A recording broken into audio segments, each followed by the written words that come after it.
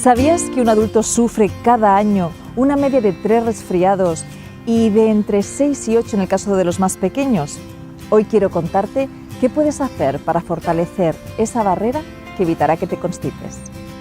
Vida saludable con Elsa Anca.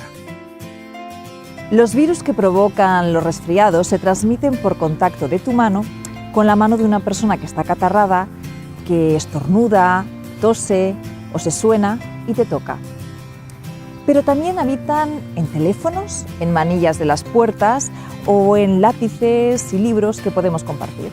Si tu sistema inmunológico está funcionando bien, aunque entres en contacto con estos gérmenes, no enfermarás.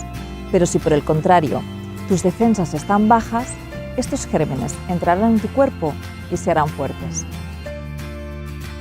Para evitarlo, con el inicio del otoño suelo hacer todo lo posible para reforzar mis defensas y la de los míos.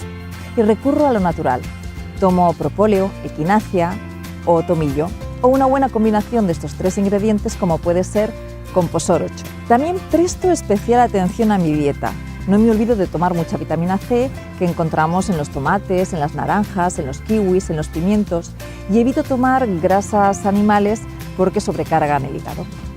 Por cierto, ¿sabías que si estás resfriado tienes que evitar tomar lácteos y también hidratos de carbono refinados como el pan, las pastas o los dulces? Favorecen la formación de mucosidades y disminuyen la capacidad inmunitaria. Y una cosa más, el estado de ánimo influye en tus defensas. Afronta la vida con una actitud positiva.